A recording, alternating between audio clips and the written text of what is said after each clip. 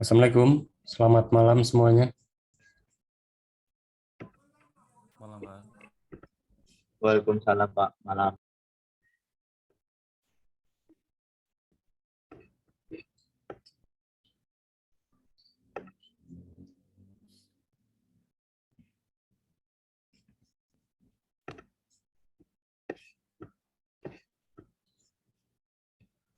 Ya, pertemuan kita kali ini kita akan bahas CIA Triad ya.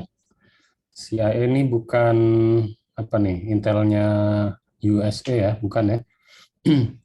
Bukan temen FBI, tapi CIA ini lebih ke confidentiality, integrity, dan availability. Nah, kalau triad sendiri, triad ini kan dari kata tri ya, tiga. Jadi maksudnya itu adalah tiga rangkaian yang saling berhubungan. Apa fungsinya nanti kita lihat. Nah, yang pertama ini ada mengenai definisi dulu ya biasa ya. Information security, kalau kemarin-kemarin kan kita belajarnya itu cyber security ya. Nah, kalau information security ini secara terminologi itu artinya sekumpulan metodologi, praktek, ataupun proses yang dapat dilakukan untuk melindungi informasi digital atau informasi analog yang dimiliki. Jadi gini ya, itu ada dua berarti kan. Pertama, dia akan melindungi tujuannya ya. Tujuan dari InfoSec itu melindungi informasi digital ataupun informasi yang sifatnya non-digital gitu ya. Yang non-digital itu kayak apa? Non-digital itu contohnya kayak dokumen gitu ya, dokumen bukan data ya, tapi dokumen fisik gitu ya, berupa mungkin print-printan gitu. Terus surat perjanjian, surat kontrak, SLA, dan segala macam NDA gitu ya, itu masuk ke dalam informasi non-digital. Nah, bedanya apa sama cyber security? Kalau cyber security sesuai dengan namanya ya, cyber berarti dia cuman ruang lingkupnya hanya di bidang cyber aja. Jadi jelas ya, perbedaannya itu hanya di ruang lingkupnya. Jadi information security itu lebih luas dibandingkan cyber security. Nah, ini juga berlaku ketika sebuah perusahaan itu kalau mau mengikuti sebuah ini ya, apa namanya, sebuah audit ISO ya, terutama ISO 27001, itu yang tentang keamanan informasi sistem ya. Di situ ada dua hal. Pertama, baik dari sisi teknikal ya yang harus diamankan, entah itu mungkin aplikasinya atau apa namanya servernya, jaringannya gitu. Tapi ada juga dari sisi prosedurnya. Nah, ini justru yang lebih banyak ya, itu biasanya di bidang proseduralnya. Kenapa prosedural? Karena kalau dari secara teknis itu sebenarnya ketika udah di set ya, misalkan si A loginnya ini, passwordnya ini gitu ya, karyawan A, karyawan B loginnya ini, passwordnya ini, udah selesai. Itu udah selesai ya, gampang gitu. Nah, kalau yang prosedural ini yang jauh lebih sulit dijalankan biasanya. Contoh deh, dari password aja. Dari password nanti ada prosedural, misalkan setiap 3 bulan password harus diganti gitu ya. Walaupun biasanya ada pengumuman, biasanya karyawan juga males ya, mau nggak mau nanti di force lagi, dipaksa lagi dari sisi sistem. Jadi pas dia login dia harus ganti password dulu gitu. Kemudian misalkan prosedural kalau ada orang mau masuk ya, masuk ke dalam lingkungan kerja gitu ya, itu harus disetting lagi proseduralnya. Apakah harus isi buku tamu dulu atau naruh ID gitu ya.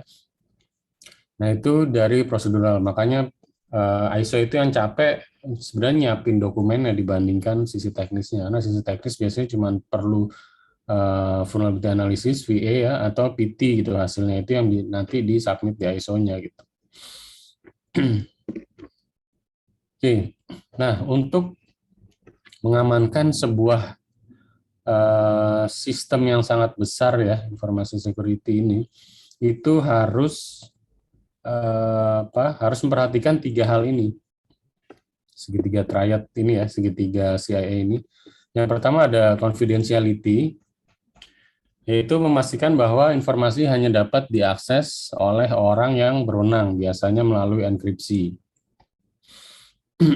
Ya, jadi confidentiality ya, jadi baik itu data ataupun dokumen, dokumen fisik ya, yang konfidensial itu hanya boleh diakses oleh orang-orang yang berwenang gitu. Terus kenapa di sini tulisin biasanya melalui enkripsi ya, padahal kita jarang banget data kita di-encrypt gitu ya. Nah ini sebenarnya enkripsi ini adalah langkah preventif kedua ketika terjadi kebocoran data. Contoh, marketplace kemarin kan sempat tuh ya kena hack gitu, ke download semuanya, di download terus dijual datanya. Ternyata ada username, alamat, password ya, tapi passwordnya udah di-encrypt. Nah itulah kenapa si marketplace itu pede kalau sebenarnya passwordnya itu nggak bisa dalam bentuk enkripsi, jadi nggak bisa di-crack lagi sama si hackernya gitu ya. Nah, sebenarnya itu pun juga bisa jadi perdebatan karena walaupun udah dienkripsi, kalau dengan superkomputer itu bisa banget ya, bisa memungkinkan sih untuk dipecah gitu, walaupun mungkin butuh waktu yang lama. Tapi kalau udah ketemu satu kuncinya aja ya, itu biasanya nanti lebih cepat mereka nemuinnya gitu untuk memecahkan password-password yang lain gitu. Terus confidentiality ya, data sensitif. Data sensitif ini juga ada beberapa kategori ya, sebenarnya bukan kategori. Jadi ada data yang mungkin di perusahaan A itu sensitif, tapi di perusahaan B nggak sensitif gitu. Contoh ya, kita sepakat ya, misalkan data apa namanya nama ibu kandung itu adalah sensitif, mau dimanapun ya, di perusahaan apapun, di website apapun itu sensitif. Tapi kalau masalah yang menarik adalah masalah gaji. Gaji itu kalau di perusahaan swasta ya, kalau di perusahaan swasta itu kan sifatnya sangat sensitif karena nggak boleh diketahui ya dari staff ya. Staff yang boleh lihat mungkin cuman ini ya orang-orang finance atau mungkin orang manajer-manajer di atas mungkin ya mungkin. Tapi sebenarnya itu hal sensitif karena nggak boleh diketahui sama karyawan lainnya karena biasanya karyawan satu dengan karyawan yang lain itu walaupun misalnya masuknya sama gitu ya, tanggal masuknya sama, terus posisinya kemungkinan sama tapi bisa berbeda kalau di swasta gitu karena tergantung dari skillnya.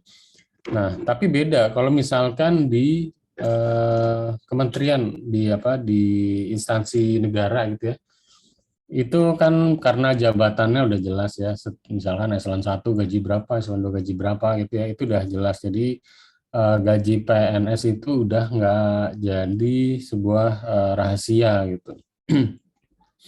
Nah itulah kenapa setiap perusahaan itu memang harus mencatat aset-aset yang sifatnya sensitif gitu. Nah, saya juga pernah baca sih ya di salah satu artikel gimana caranya sih biar kita tahu data-data yang ada di kita. Misalkan anggaplah kita menjalankan sebuah perusahaan ya. Perusahaan itu punya website. Nah, websitenya itu mengizinkan untuk setiap orang untuk mendaftar dan memasukkan biodatanya gitu. Nah, kita gimana cara memilahnya biar data yang inputan yang ini sensitif, inputan yang ini nggak sensitif gitu. Jadi inputan yang sensitif bisa di encrypt, yang lainnya nggak perlu gitu ya. Nah ini ada yang menarik, caranya itu salah satunya kita menganggap misalkan saya ada di dalam suatu tempat keramaian gitu ya, misalkan di pasar lah misalkan. Saya di pasar atau di mall gitu ya. Terus tiba-tiba ada orang teriak gitu ya, nama saya gitu. Nah, ketika saya mengetahui nama saya dipanggil, apakah saya merasa tidak enak atau merasa tidak nyaman? Kalau ternyata nggak apa-apa karena nama kan, berarti itu nggak sensitif. Tapi misalkan dia mulai meneriaki apa namanya alamat rumah saya gitu kan, saya udah mulai merasa nggak enak. Nah itu berarti udah mulai masuk ke data yang sensitif gitu. Itu cara gampangnya ya sebenarnya, balik lagi ke proses bisnis perusahaan masing-masing gitu. Itu hanya cara gampangnya aja. Oke, terus lanjut yang kedua itu ada integrity.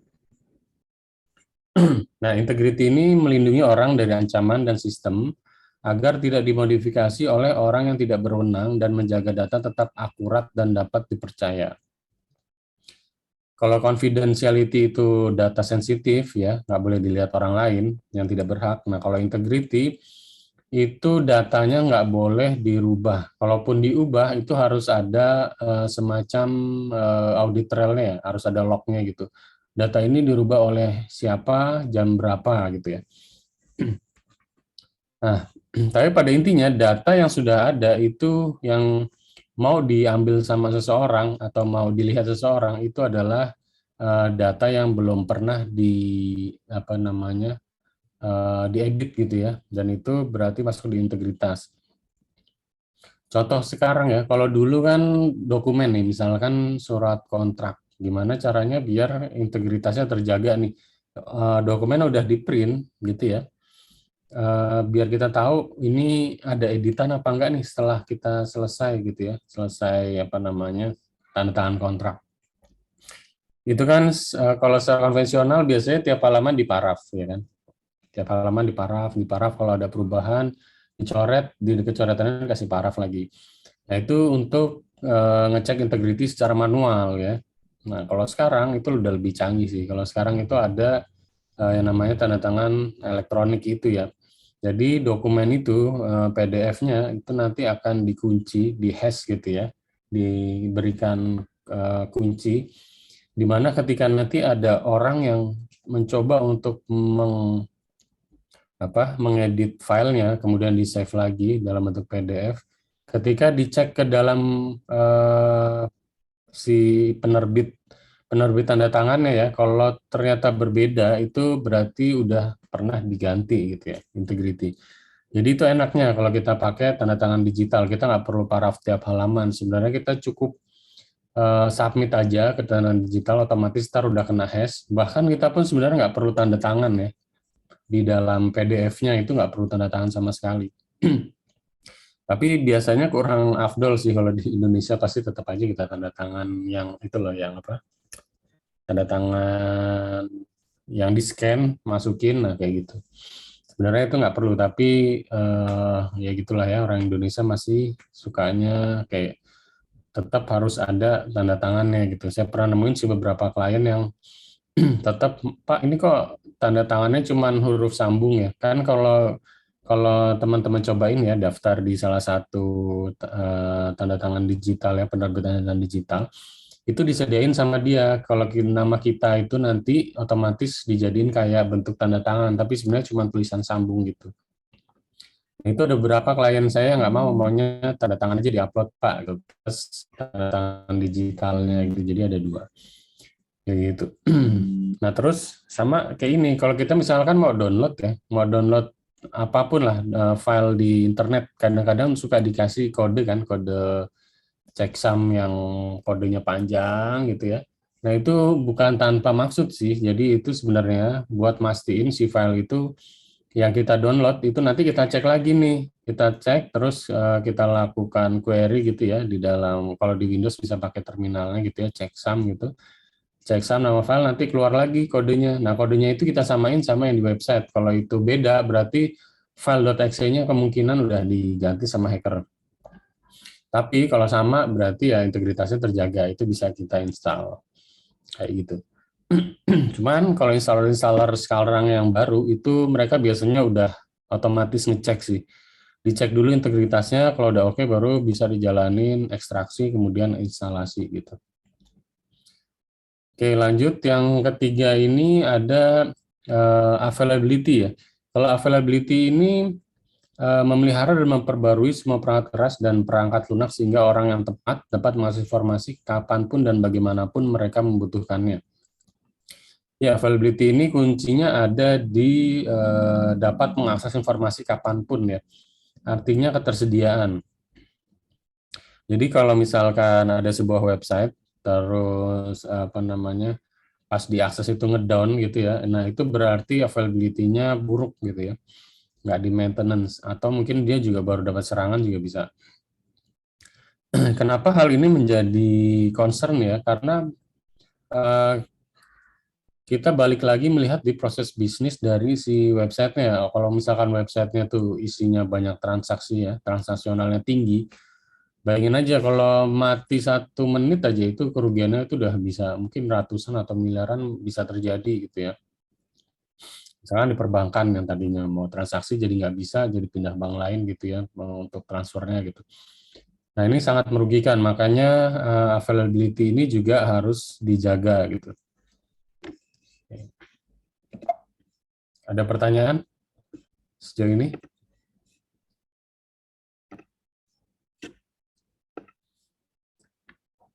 Ya, saya lanjut ya. Jadi kalau confidentiality itu contoh serangannya itu biasanya yang pertama itu ya ini ya, man in the middle attack ini ya. Jadi ada orang di tengah terus dia berusaha sniffing atau nyadap gitu ya, kira-kira dapat apa enggak gitu ya, data confidentiality-nya.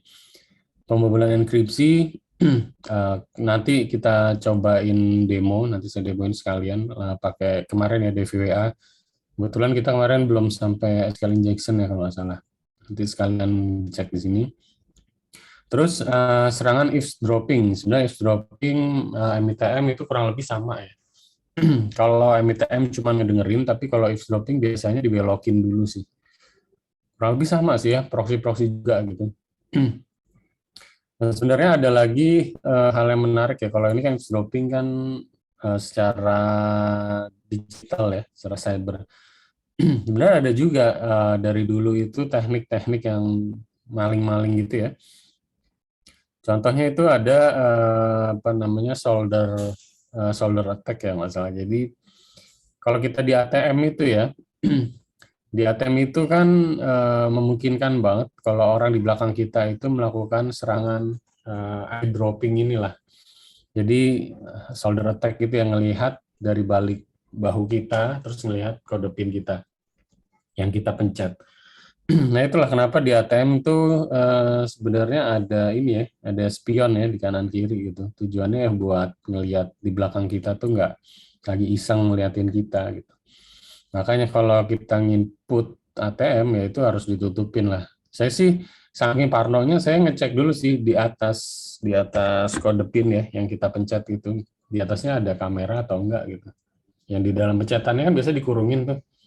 Nah, yang di dalam kurungan ini atasnya ini ada kamera enggak gitu. Karena beberapa kali kan ditemuin di atasnya itu ada kamera skimming gitu ya. Terus atau tempat masuknya si kartu diganjel apa gitu ya, biar nggak bisa keluar, atau duitnya malah di bagian duit juga itu diganjel juga, jadi duitnya nggak bisa keluar. Padahal sebenarnya udah keluar, cuman macet doang gitu, macet doang nggak sampai keluar. Ya terus lanjut ya. Kalau untuk integrity itu ini adalah contoh serangan yang menyasar pada kerentanan integritas itu contohnya sama masih MITM, karena MITM itu selain melihat sebenarnya ada juga teknik yang bisa merubah paketnya gitu. Walaupun saya belum pernah lihat secara langsung ya, tapi paket itu bisa diganti dan itu butuh keahlian yang sangat apa ya, yang sangat tinggi sih. Karena biasanya cuman bisa sampai ngelihat itu pun yang nggak melalui transport layer yang secure gitu ya, kayak HTTPS terus TLS yang apa FTPS gitu ya, SFTP. Nah itu harusnya udah nggak bisa. Terus semua hal yang sifatnya server side attack. Server side attack itu artinya serangan-serangan yang bisa menyasar langsung ke dalam server, bukan di sisi klien aja. Contohnya ya kemarin ada eh, apa namanya, command injection atau remote code execution ya, di mana si hacker itu bisa masuk, habis itu merubah data di dalamnya gitu.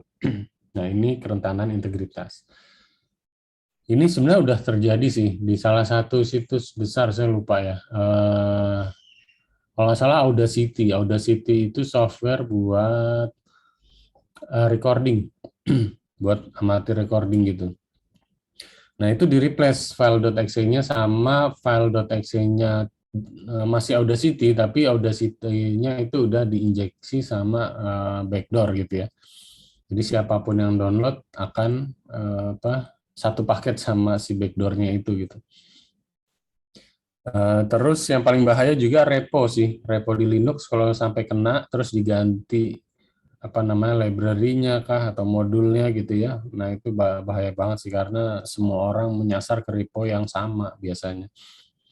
Terus IDOR, kalau IDOR ini serangan yang sifatnya mengganti sih. Jadi mengganti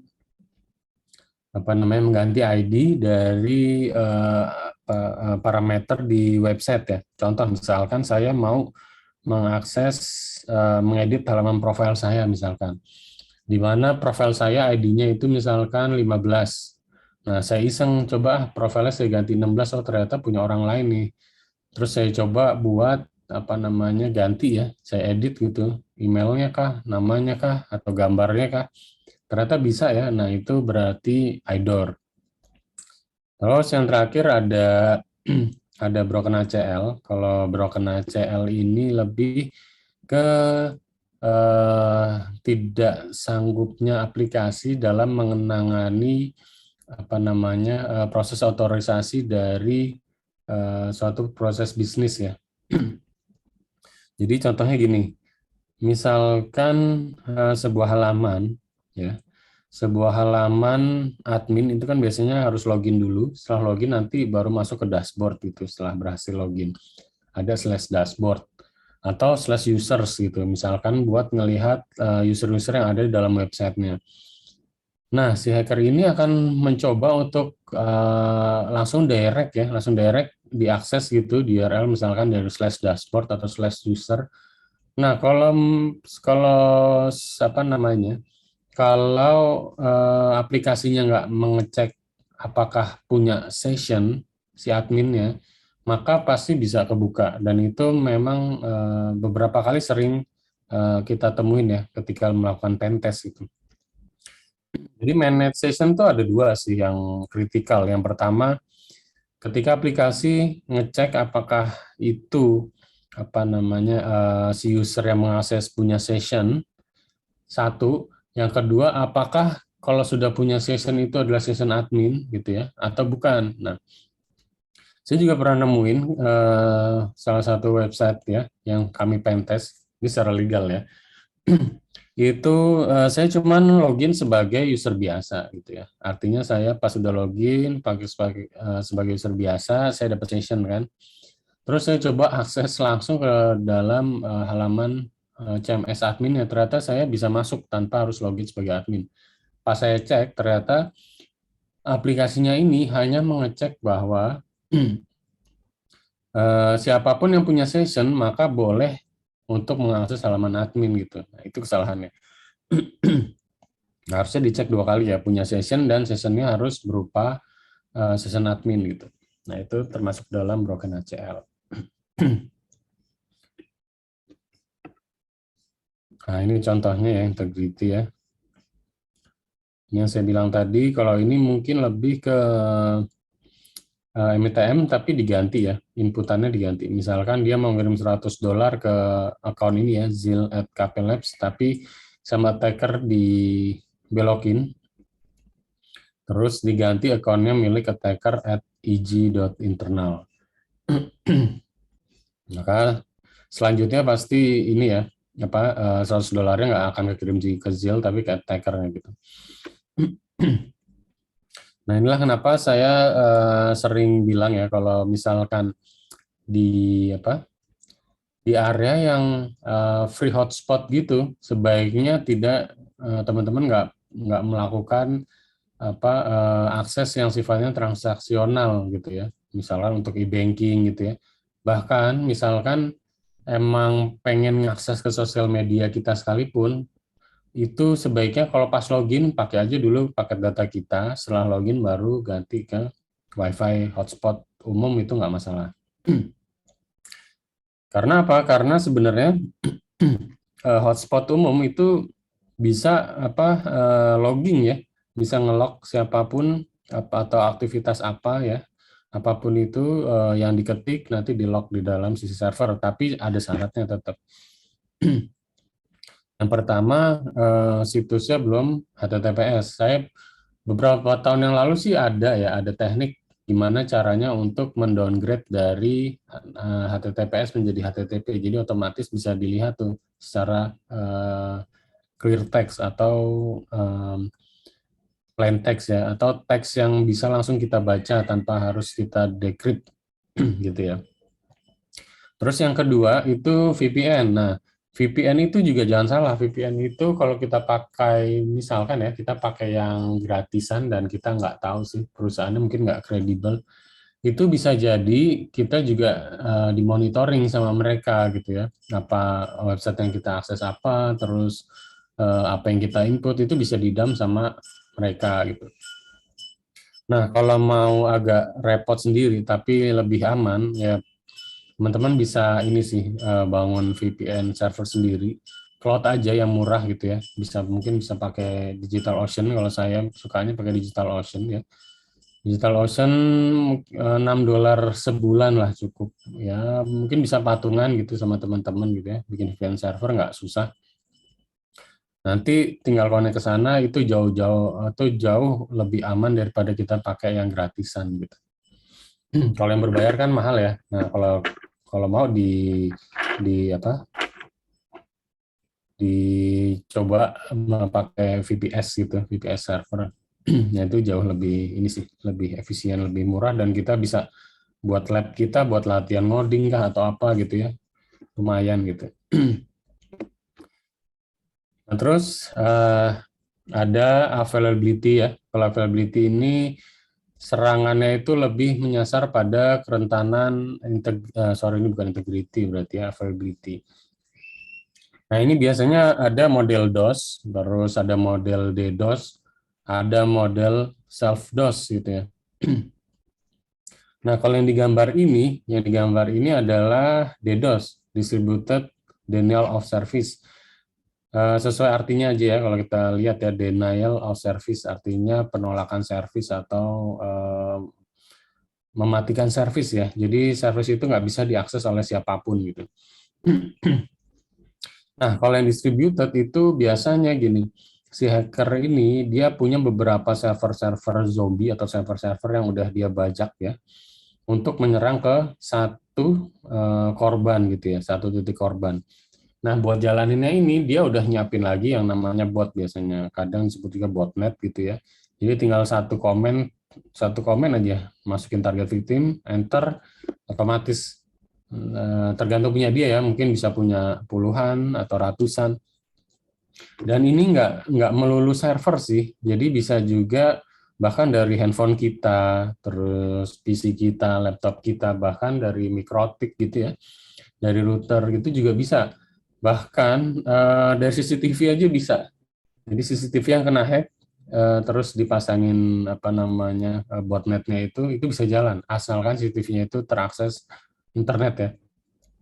Pokoknya apapun di dunia ini yang punya IP publik ya terutama, itu pasti pernah dikunjungi oleh hacker ya. Itu udah pasti sih. Kalau nggak percaya silakan bikin baru aja deh. Bikin baru apapun itu server, kasih IP publik. Tunggu aja 24 jam pasti udah ada yang datengin. Padahal kita nggak daftarin kemana-mana gitu. Itu udah ini ya. Udah bukan hal umum lagi. Udah bukan hal rahasia lagi, udah pasti ada. Karena beberapa search engine kayak Shodan itu kan, itu emang kerjaannya tuh buat meng-crawling semua IP di dunia gitu ya. Nanti dia kasih informasinya ke siapapun yang subscribe ke dia, bisa ngakses. Kita bisa nyari misalkan saya mau cari di Indonesia yang pakai CCTV merek ini gitu. Nah, karena kita tahu merek ini tuh biasanya passwordnya ini, username-nya ini gitu defaultnya. Dan kita bisa ngakses. Dan itu gampang banget gitu pakai Shodan. Nah, makanya kenapa banyak banget bot yang beredar di dunia ini. Makanya suka ada CAPTCHA kan. CAPTCHA itu buat nanyain apakah kita robot apa bukan, ya itu. Karena itu banyak banget bot. Nah, kalau DOS itu nggak distributed, artinya itu cuma satu sih. Jadi mungkin dari PC itu server gitu ya, satu atau server ke server, satu server ke lawan satu server gitu. Cuman tekniknya harus disesuaikan, bukan benerin, harus disesuaikan gitu. Kalau misalkan bandwidth dari si korbannya jauh lebih gede dibanding si penyerang ya percuma, nggak bakal kena DOS juga. Jadi biasanya diakalinnya pakai teknik-teknik khusus, misalkan slow loris ya. Teknik slow loris itu dia itu melakukan DOS, tapi caranya tuh dia ngirit sih. Paket yang dikirim itu biasanya kan dikirim satu gelondongan, diterima target, selesai ya. Langsung putus koneksi, buka lagi koneksi baru. Nah, kalau Solaris enggak. Solaris itu misalkan paketnya gelondongan dipecah dulu nih, kecil-kecil banget. Dikirimnya nyicil gitu. Satu, nanti ada waiting lagi, kirim lagi satu. Nah, tujuannya apa? Tujuannya kan koneksinya itu akan kebuka terus tuh. Karena koneksi kebuka terus, maka suatu saat pasti si web, terutama web service ya ini, web server itu pasti akan kehabisan resource gitu. Nah, itulah kenapa DOS itu bisa terjadi juga, tapi kalau dengan teknik-teknik yang khusus gitu. Nah, kalau si Slow Loris ini itu bentuk serangannya itu menyasarnya ke Apache sih, tapi kalau Nginx itu nggak kena. Terus kalau self DOS ya, nah ini self DOS-nya menarik sih. Jadi biasanya si attacker ini akan cari kerentanan di dalam aplikasinya si korban, di mana si server korban itu nanti ketika kena eksploitasinya, maka si servernya akan mengakses dirinya sendiri gitu, looping terus otomatis dia sendiri yang request, dia sendiri yang respon, dia sendiri yang request, dia respon terus gitu. Otomatis dia akan ngedos dirinya sendiri gitu. Dan itu banyak banget sih kalau di dalam aplikasi ya. Biasanya kan ada makanya di browser itu sekarang kalau kita istilahnya tuh kalau redirect to many redirect itu sama browser sekarang udah langsung dimatiin otomatis karena nggak mau menjadi self DOS buat si servernya gitu. Makanya dikasih warning to many redirect kalau nggak salah 40 berapa ya 402 ya to many redirect gitu. Oke, terus tujuannya apa sih biasanya si attacker ini ya ngasih melakukan DOS itu tujuannya apa? Tujuannya pasti balik-balik lagi ke duit sih. Jadi dia nggak mungkin ngelakuin DOS itu ke sembarang target gitu ya. Biasanya dia malah justru nggak punya target, justru dari si pengordernya sih. Jadi ada orang yang order ke dia, minta tolong di DOS di IP sekian atau domain ini gitu ya. Nah itu baru dia bekerja gitu. Jarang banget dia punya target sendiri. Tapi ya mungkin juga sih terjadi yang benar-benar targeting gitu ya. Tapi duitnya dari mana gitu kan. Karena kan maintenance beberapa server gini aja udah mahal banget gitu. Oke Mas Esa, silakan. Oke, ada pertanyaan sejauh ini? Belum, Pak. Belum ya? Kalau belum, saya lanjut di CVSS. Nah, CVSS nih makhluk apa lagi nih ya? CVSS itu kalkulator sih. Jadi, kalau kita sebagai security analyst atau pen tester gitu ya, itu harus tahu CVSS ini sih. Jadi, tujuannya kita menemukan suatu temuan gitu ya, terus kita nilai gitu. Temuan ini termasuk temuannya resiko tinggi, rendah, atau malah kritikal gitu ya. Itu ada namanya CVSS, sekarang versinya udah 3.1, kurang lebih sama sih ya. Itu sesuai dengan yang kita pelajari tadi, CI itu ada di sisi impact-nya itu. sisi impact-nya ini gitu. Nah, ini saya jelasin satu-satu, nanti saya demokan ya. Contohnya ini nih. Contohnya ini, misalkan jadi ada tiga bagian penting ya. Yang pertama exploitability metric, terus bagian kedua ada scope, terus yang ketiga itu ada impact metric. Nah, kalau yang exploitability metric ini yang pertama ada attack vector, itu dia lebih ke ini, bentuk serangan. Misalkan dalam suatu temuan itu maksudnya bug ya, pentester nemuin bug. Nah, bugnya ini bisa diserang lewat mana sih gitu. Kalau misalkan lewat internet, itu berarti dia akan dinilai dipilih networknya itu N gitu ya. Terus tapi kalau ternyata harus dekat gitu ya, harus dekat atau satu jaringan, itu berarti namanya adjacent, di mana exploit-nya hanya bisa berjalan kalau kita dekat sama korbannya gitu. Terus yang ketiga lokal. Nah, kalau lokal ini biasanya intranet, jadi si hacker harus berada di satu intranet dengan si korban baru bisa terjadi exploit-nya. Atau yang terakhir fisikal. Nah, kalau fisikal berarti si hacker ini harus punya apa ya, akses fisik gitu ya, langsung ke dalam si korbannya. Contoh misalkan si hacker harus punya akses masuk ke data centernya kah gitu ya, buat nyolokin flash disk kah atau apa gitu. Atau contoh bentuk serang fisikal lainnya itu misalkan handphone, di mana misalkan si hacker harus dapat si handphonenya misalkan targetnya dulu, baru nanti bisa diambil apa namanya akunnya gitu ya. Nah itu fisikal.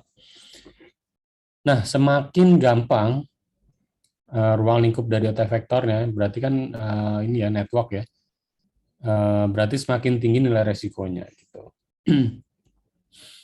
Nah terus kalau attack complexity ini lebih ke bentuk serangannya ini gampang nggak sih dilakukan atau susah gitu, atau serangannya ini selalu berhasil apa enggak.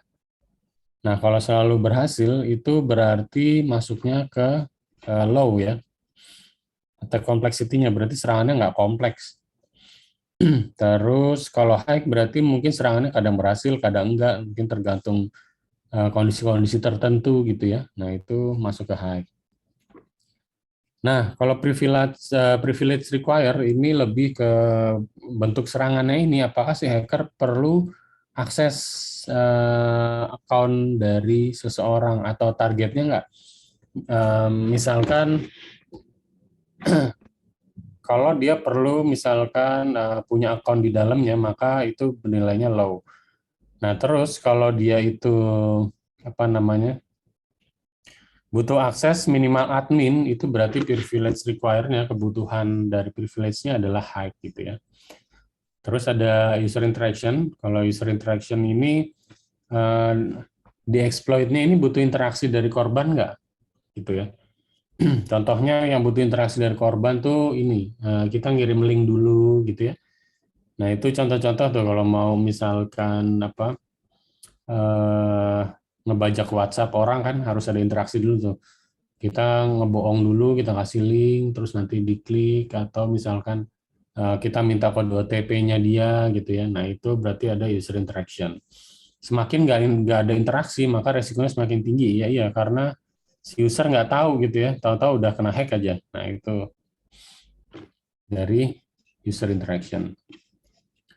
Terus kalau yang scope ini kita lihat apakah dari exploit-nya ini akan merubah dari ruang lingkup serangannya. Contohnya misalkan ada hacker ngehack ini ya, ngehack database misalkan. Nah di database-nya itu digantilah beberapa data, misalkan nomor rekening orang diganti nomor rekening dia gitu ya.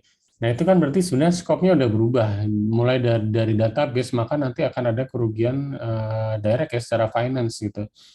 Berarti udah berubah tuh, mulai dari divisinya aja udah berubah yang nanganin. Pertama divisi IT-nya ada perubahan, Terus efeknya sampai ke divisi finance gitu. Tapi bisa juga diartikan scoping dari serangannya itu, misalkan contoh serangan cross-site script. Kalau contoh serangan cross-site script di mana harusnya itu kan terjadinya di halaman website ya. Bentuk eksploitasi itu di halaman website. Tapi yang terjadi sebenarnya ternyata itu adalah mengeksploitasi dari browsernya, di mana korban itu akan dipaksa untuk menjalankan perintah browsernya milik dia gitu kan. Itu kan berubah ya dari halaman web, kemudian bisa melakukan remote browser dari si korbannya gitu. Nah itu scope. Nah kalau impact ini gampang sih. Jadi kalau confidentiality itu kita lihat imbasnya ya. Imbasnya tuh apa dari bentuk serangan ini. Anggaplah misalnya ada serangan SQL injection di mana si hacker itu misalkan bisa melihat data gitu ya, tapi dia nggak bisa melihat semua data, dia cuma bisa melihat beberapa data. Nah itu berarti dia masuknya low. Tapi kalau dia bisa melihat semua data, berarti resikonya tinggi, high gitu. Tapi ada mungkin juga temuannya nggak bisa melihat data, berarti non. Terus ketika dia udah bisa melihat data, misalkan ya kita masuk integrity, apakah eh, dari SQL-nya itu dia bisa merubah data apa enggak? Kalau dia bisa merubah data, dilihat lagi apakah semuanya bisa dia ganti. Kalau bisa diganti semua, maka high nilainya. Terus kalau misalkan dia cuma bisa ganti tapi sebagian, misalkan cuma tabel tertentu gitu ya, itu berarti low masuknya. Tapi kalau dia nggak bisa ganti sama sekali, cuma bisa lihat gitu ya, itu berarti none. Nah, kalau availability impact ini lebih ke apakah si hacker itu bisa ngapus gitu ya. Terus kalau misalkan bisa ngapus, tapi yang dihapus itu sebagian, berarti dia masuk low gitu ya. Terus kalau dia bisa ngapus keseluruhan, berarti masuknya high. Artinya apa? Artinya user-user lain itu nggak bakal bisa melihat data yang sebenarnya udah ada ya di websitenya kalau dihapus itu. Dan untuk mengembalikannya itu butuh waktu yang cukup lama. Mungkin misalkan dia perlu perlu restore gitu ya, atau perlu restart server. Nah itu berarti terpengaruh di availability. Kalau mau lihat kalkulatornya ada di sini.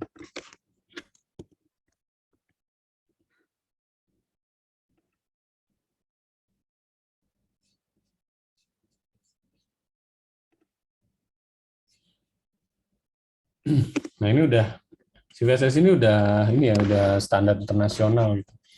Yang biasanya dipakai para pentester tuh ini buat menjustifikasi temuannya gitu. Nggak boleh ya pentester itu bilang, oh temuan ini yang saya temuin high nih. Ya buktinya apa high gitu, justifikasinya apa high gitu.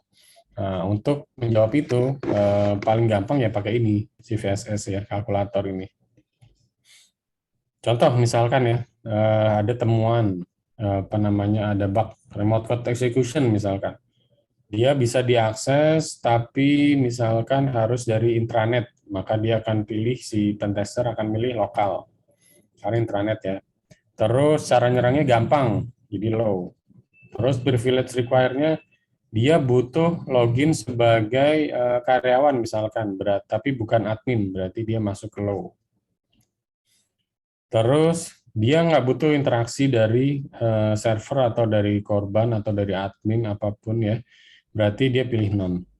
Terus scopingnya karena remote code execution kemungkinan scope-nya bisa berubah, memungkinkan banget untuk berubah.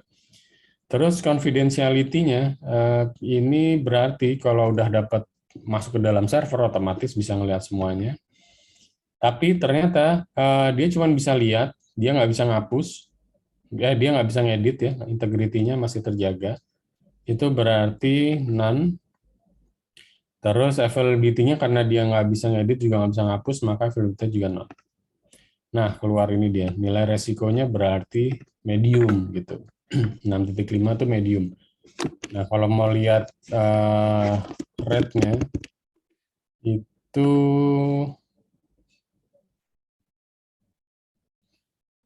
nah ini ya.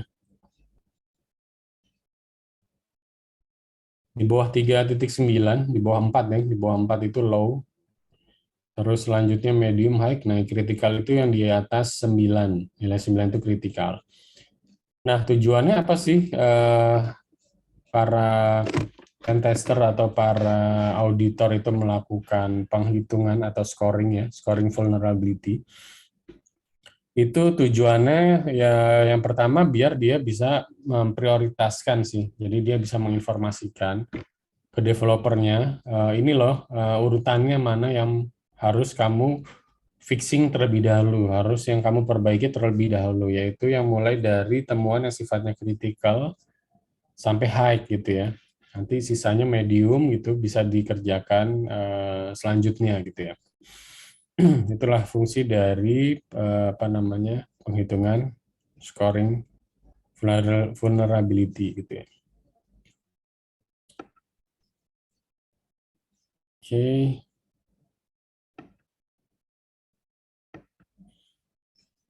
Ini ada soal dikit, silakan dikerjakan kalau ada pertanyaan. Jadi ceritanya gini, ini ceritanya ada kasus nih, serangan SQL injection. Ini nggak usah fokus di SQL injection-nya, serangannya mungkin bisa apa aja ya. Nah ini serangannya, contohnya di sini SQL injection, tapi yang dilihat ini imbasnya tuh, hacker bisa lihat seluruh data sensitif, terus hacker bisa merubah sebagian data, dan hacker tapi tidak bisa menghapus data. Nah, nanti teman-teman coba tulis ya penilaian dari masing-masing kategori CIA-nya gitu. Ini contohnya nih. Misalkan confidentiality-nya apa, kalau low tulis low, kalau integrity-nya low tulis low gitu ya. Nah, kalau availability-nya high atau low tulis aja apa gitu ya kategorinya. Nah, ini nanti silakan tulis jawaban dalam chat Zoom ya. Ini buat latihan aja sih. Oke, ada pertanyaan nggak?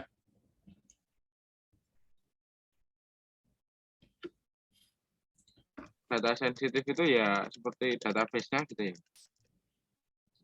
Ya, itu anggaplah misalkan ngelihatnya di sini aja misalkan. Bisa seluruh data sensitif gitu ya. Lihat kata kuncinya aja sih seluruh atau sebagian atau tidak gitu ya. Itu kan udah kelihatan sih sebenarnya. Tuh. Data sensitif benar di dalam database itu berarti ada data sensitif karena ini kan terkait SQL injection ya. Kayak gitu Mas Fajar. Pak, mau tanya Pak, Hmm, tadi yang di kategori sampai bisa mengubah data itu loh Pak, ya. hackernya, itu berarti bisa masuk kasus pidana juga ya Pak? Apa Oh bisa ya, banget. kalau yang cuma masuk aja itu bisa dilaporin ke pihak berwenang nggak Pak? Kalau ada buktinya bisa, karena bunyinya itu adalah mengakses secara ilegal, mengakses loh. Ngakses secara ilegal aja udah kena, apalagi menghapus gitu. Ya, terima kasih Pak. Ya,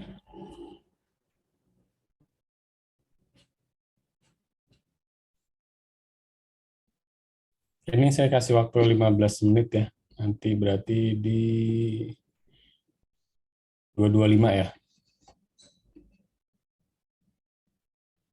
atau 2:20 lah, lama nanti. Silakan dikerjakan dulu.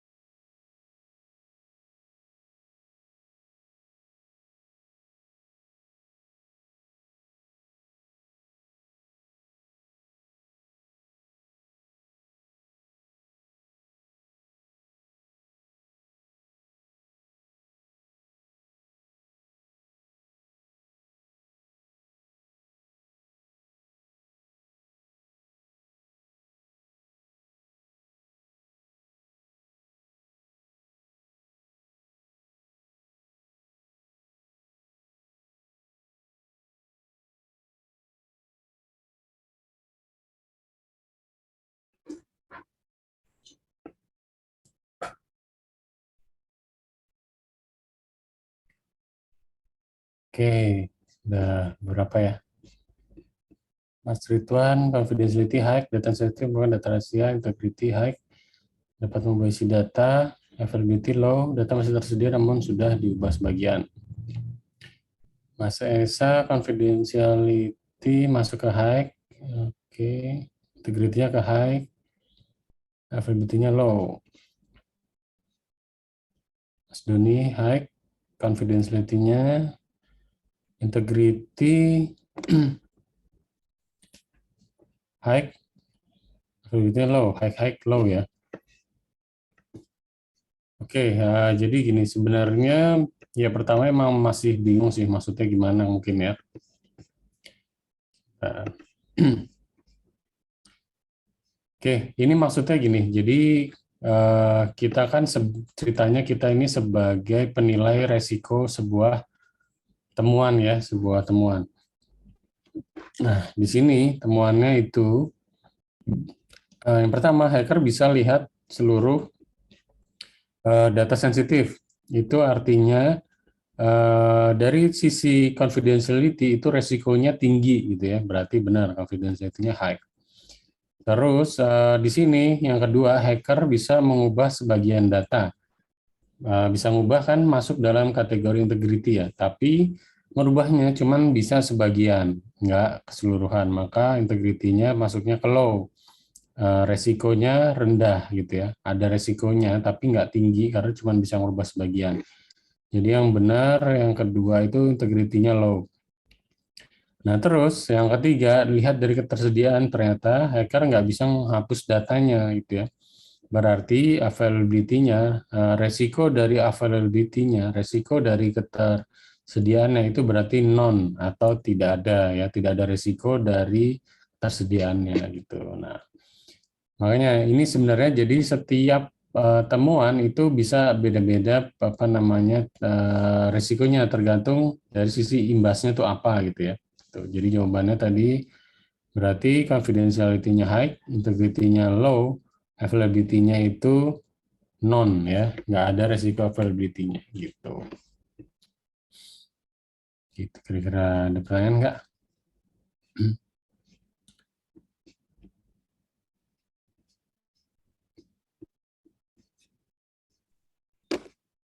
Oke, kalau nggak ada, saya mau contohin yang misalkan kasusnya confidentiality ya, sekalian aja kita praktek yang ini nih, DVWA kemarin ya. DVWA-nya ada di sini.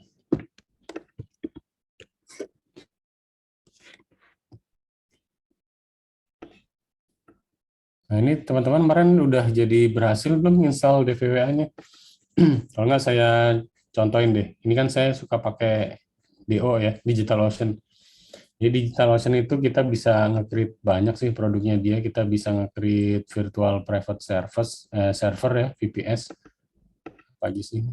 VPS itu ini ya Droplet ya, cloud server, terus Kubernetes, apps, database segala macam bisa nih sampai di apa load balancer pun udah ada dia bisa.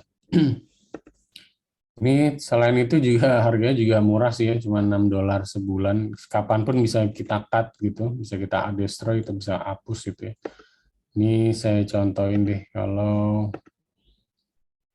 ceritanya kita mau install ini ya, DVWA ya, install sendiri. Kita klik dulu Droplet.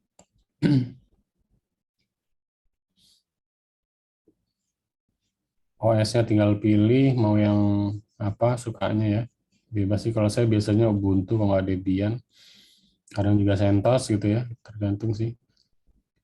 Nah, plan-nya pilih aja yang basic gitu. Terus harganya ya, ini pakai yang ini aja nih. Paling rendah, $6 per bulan. Terus SSD-nya pakai yang AMD aja, sama aja sih Intel atau AMD harganya, tapi pilih yang ini aja nih, yang AMD. Terus data center, kalau mau pilih yang deket, tapi lagi nggak ada nih ya. Di Singapura nggak bisa nih. Kita pakai di sinilah default di San Francisco. Oke. Terus SSH kita bisa pakai SSH key atau kalau mau cara yang lebih gampang pakai password tapi keamanannya biasanya lebih rendah. Cuman selama passwordnya nggak bobol atau nggak bocor ya, itu sebenarnya nggak masalah sih.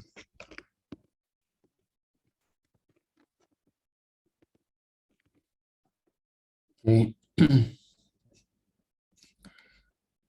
Ini add-on lainnya nggak perlu sih. Monitoring, kalau mau tambahin boleh, kalau mau IPv6 boleh. Terus data integrate droplet, nah ini juga nggak perlu lah ya. Ini penamaan hostname bebas sih. Coba ini misalnya data. Ya, deh. Oke, create droplet. Kan kalau teman-teman mungkin udah ada kali ya nyobain VPS atau mungkin hostingan gitu ya, share hosting mungkin udah ada yang nyobain ya. Kalau udah ada yang nyobain, belum pernah nyobain VPS, cobain deh VPS. Lebih ini sih. Jadi kita kalau di hostingan kan kita dikasih cPanel gitu ya biasanya ya. Nah kalau di sini di di DigitalOcean kita dikasih VPS itu artinya kita dikasih satu server gelondongan gitu ya, kosongan gitu, dimana nanti bisa kita isi sendiri gitu, nggak ada cPanel-nya. Ya mungkin di awal ribet ya karena kita mesti install sendiri, MySQL-nya kita install sendiri, terus Apache-nya kita install sendiri. Tapi kan kalau di cPanel biasanya udah diinstalin, kita tinggal upload webnya gitu ya, terus kita konekin database, selesai gitu. Nah kalau ini nggak, kita dikasih server kosongan. Cuman sekarang kan ada teknologi Docker itu. Nah, kalau udah ada Docker, sebenarnya semuanya kelar sih. Kita nggak usah install satu-satu lagi gitu. Oke, terus kita udah tahu ini IP-nya, ngaksesnya bisa SSH, tapi biasanya belum nyala sih SSH-nya. Kita bisa ke konsol dulu. Konsolnya mirip SSH lah. Bedanya ini bisa kita akses lewat browser gitu. Nah, ini udah ya. Terus kita mau install DVWA ya.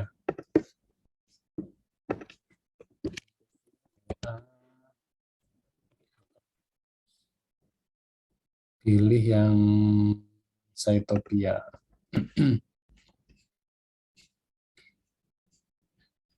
Oke, pertama kita cloning dulu ya dari si GitHub-nya.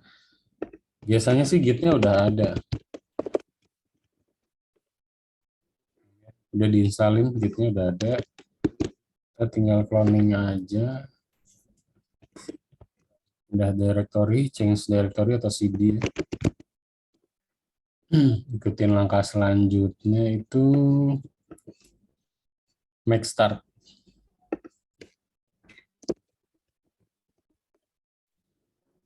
Make start ini compiler ya. Jadi mungkin ada beberapa library atau beberapa komponen yang mesti di-compile dulu. Ini belum ada ya. Ini kita install dulu berarti.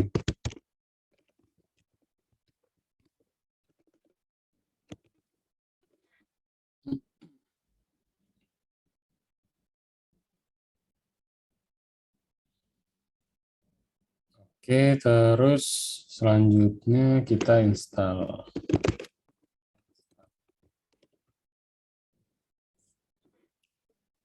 Oke, lupa ya. Dockernya kita belum punya, kita install dulu Dockernya.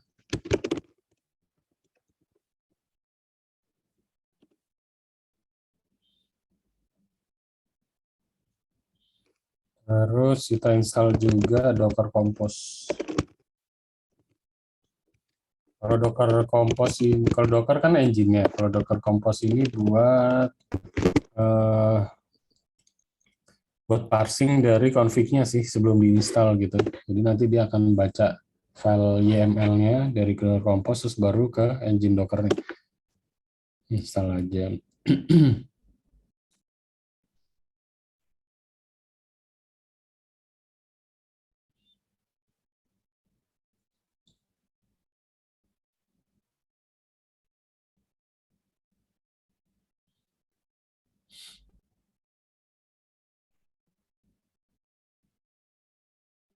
Oke, udah selesai. Sekarang kita coba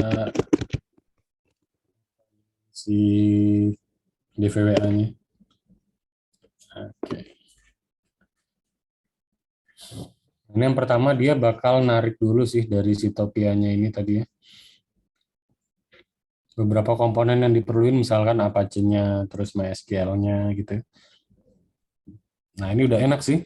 Kalau ini dia udah otomatis bikin 2 Docker, 1 Docker buat aplikasi, 1 Docker lagi buat MySQL-nya. Nah, itu beda. Istilahnya kayak beda VM gitulah. Jadi beda Docker tapi udah dikonfigin ininya, jaringannya gitu. Oke, ini udah selesai. Sekarang kita akses. Copy ya.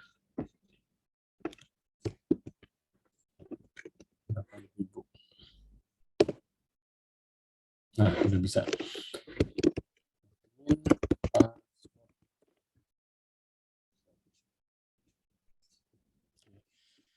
Terus langkah selanjutnya kita create dulu database-nya, diklik aja. Oke, udah selesai ya, udah sukses.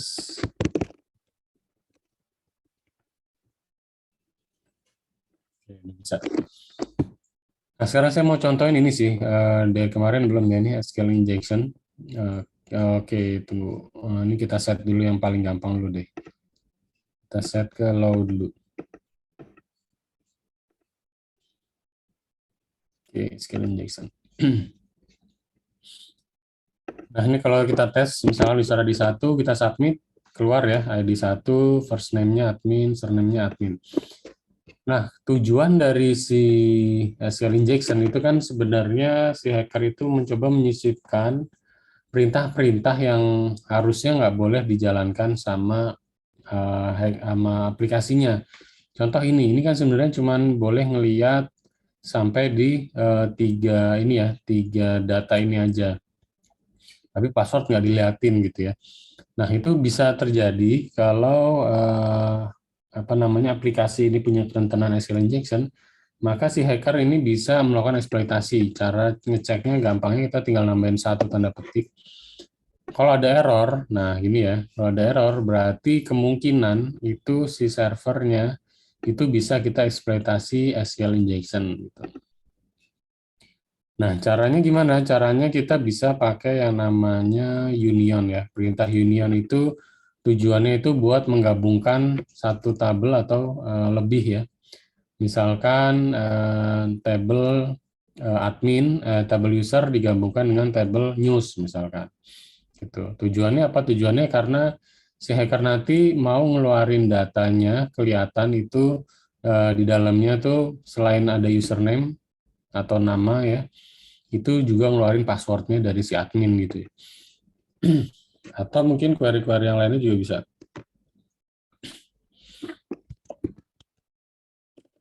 Ini contohnya ya, misalkan saya mau ngeluarin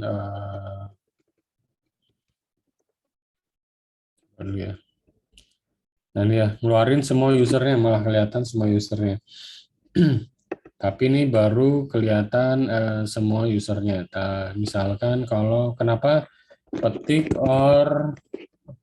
sama dengan petik itu bisa ngeluarin semuanya, karena dari injeksi ini si query-nya itu akan selalu masalah nilai false, true. Contoh misalkan A sama dengan A itu kan udah pasti udah pasti true ya. A itu pasti A kan, A sama dengan A, atau misalkan di sini B sama dengan B gitu ya. Bebas sebenarnya. Nah, anggaplah misalkan ini B sama dengan B dulu. Ini kan keluar semuanya. Sekarang coba saya ganti B sama dengan C. Nah, nggak keluar kan, karena nilainya false. Nah, karena dihasilkannya true, maka SQL injection-nya ini menginjeksi query-nya ya. Nah, kalau ini kan pakai cara yang manual ya. Saya cobain cara manualnya sampai dapetin nama database ini. Nanti sisanya kita ngelakuin secara otomatis aja, karena udah ada tools-nya, gitu ya. Ngapain juga kita lakukan ininya ya, manual gitu.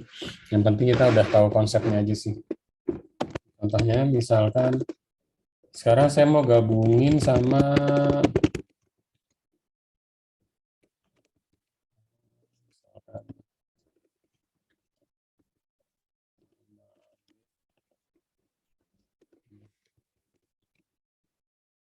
Submit.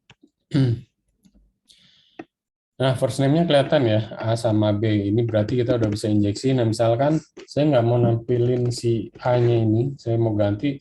Saya pengen tahu nama database-nya apa sih? Berarti ya udah kita pakai query database ini ya.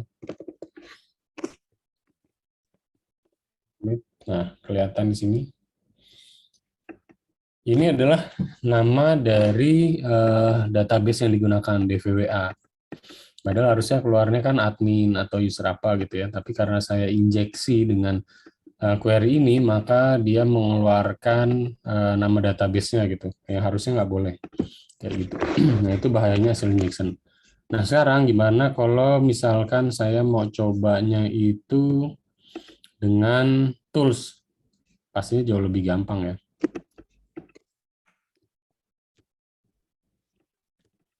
Saya share dulu.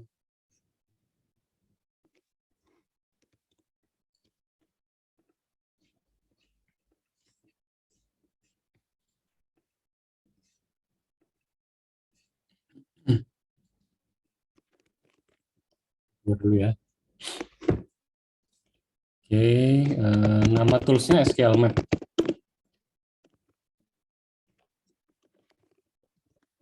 Jalaninnya tinggal dipanggil SQL Map-nya.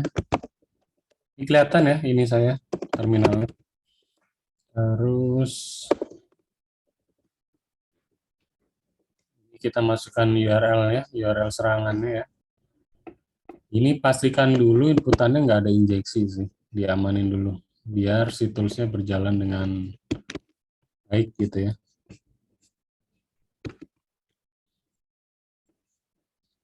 Oke, kalau udah gini kita tinggal panggil parameter mana yang kira-kira tadi udah kita cek ada SQL injection-nya ini ya, parameter ID. Jadi min P itu parameter ID.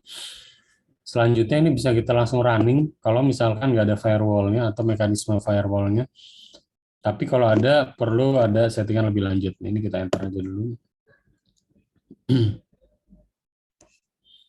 Nah, ini ternyata kita butuh login. Oke, kita butuh login. Berarti ini nggak bisa dilakukan. Jadi kita ambil dulu session-nya, session si user ini ya, yang udah login. Kita bisa ambil dari konsol aja di sini yang gampang.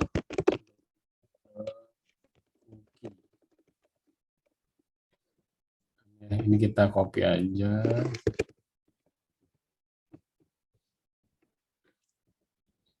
Ini kita tambahin min cookie sama dengan ini. Terus oke, ini tinggal kita jalanin sih.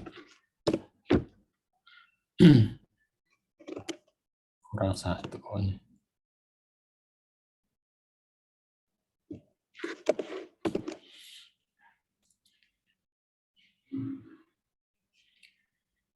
Oke, nah ini dia udah nemuin ya.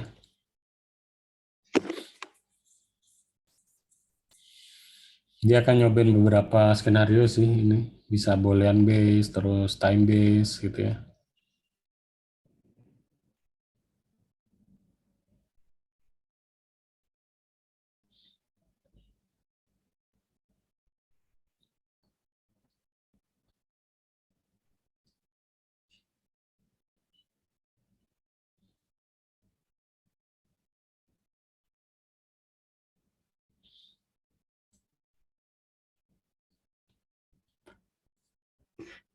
Nah ini dia udah nemuin yang pertama boolean base nemu, error base nemu, terus time base nemu gitu ya. Ternyata union juga nemu gitu banyak. Oke. Nah selanjutnya apa? Selanjutnya berarti ini tuh seakan-akan si hackernya berarti udah bisa masuk ke database ya. Walaupun sebenarnya bukan masuk ke database, tapi dia mengquerykan SQL gitu ya. Seakan-akan dia tuh bisa ngeremote SQL-nya gitu. Nah, misalkan saya pengen tahu tadi ya nama database-nya, current DB. Nah ini ya, DVWA. Sama seperti kita lakukan tadi secara manual ya, DVWA. Terus saya mau lihat tabelnya apa aja yang ada di dalam database-nya. Kita tulis dulu ini, min D-nya, DVWA, min tables. Tablesnya ada dua ya, guestbook sama user. Sekarang saya mau melihat isi dari table user. Kita bisa pakai min-min-dump, terus kita kasih tahu dia table apa yang mau kita dumping ya, apa download gitu ya, sedot gitu.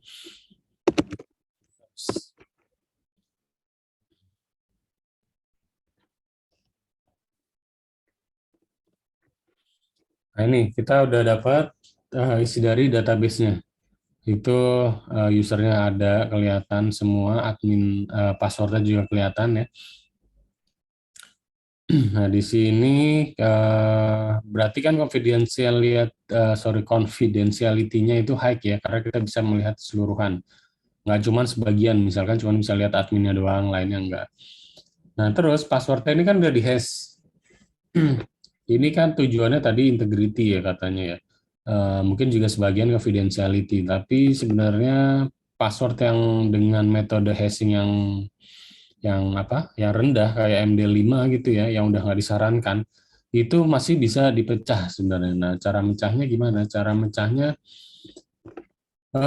gampangnya sih kita tinggal pakai yang online aja. Ada namanya crack station atau bisa juga hash killer gitu ya. Nah, ini cara gampangnya. Dia juga udah bisa ngedetek sih metode yang dipakai itu apa. Ini kita tinggal copy passwordnya. Apakah pecah apa enggak?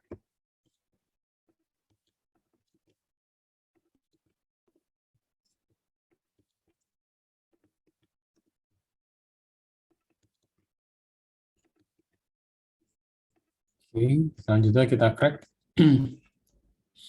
Nah, ini kalau hijau ini berarti pecah semua nih ya. Yang pertama passwordnya itu password, yang kedua passwordnya itu ABC123, Charlie let me in. Nah, ini semuanya udah pecah ya. Oke, kita coba misalkan yang E99 ini ABC123 itu E99 itu punya si Gordon B. Kita coba aja testing. Misalkan ini saya logout dulu deh. Gordon B. Terus passwordnya tadi ABC123. Nah, masuk ya. Nah, ini berarti confidentiality-nya terkena di high. Nah, integrity-nya, kalau kita mau cek integrity, berarti kita harus bisa nggak merubah datanya gitu ya. Kalau bisa merubah, berarti integrity-nya kena. Terus bisa nggak kita ngapusnya? Kalau ternyata bisa dihapus, berarti availability-nya yang kena. Gitu sih. Oke. Sejauh ini ada pertanyaan nggak? Kalau nggak ada, saya absen deh. Stop share dulu ya.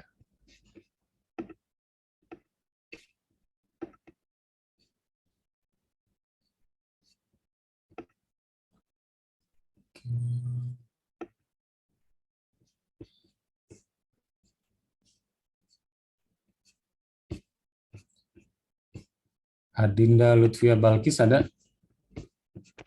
Iya, selamat malam, Pak. Oh, baru ada lagi ya. Oke. Mas Ahmad Ulinuha? Hadir, Pak. Hadir. Mas Rian ada? Mas Muhammad Soleh? Hadir, Pak. Mas Wikri Ahmad Mubarak? Hadir? Ben belum hadir ini.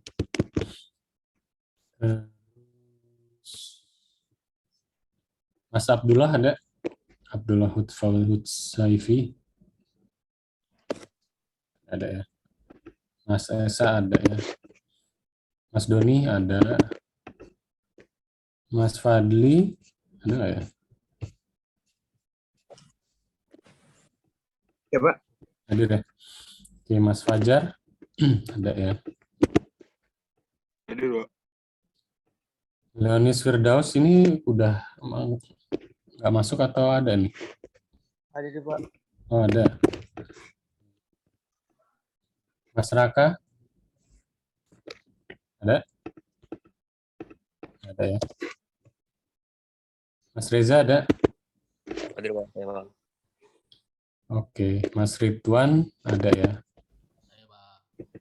Mas Rifki Setiawan, Hadir, Pak. di Mas Singgi ada ya tadi. Oke, ada pertanyaan nggak sejauh ini? Apa mumet, Nisan?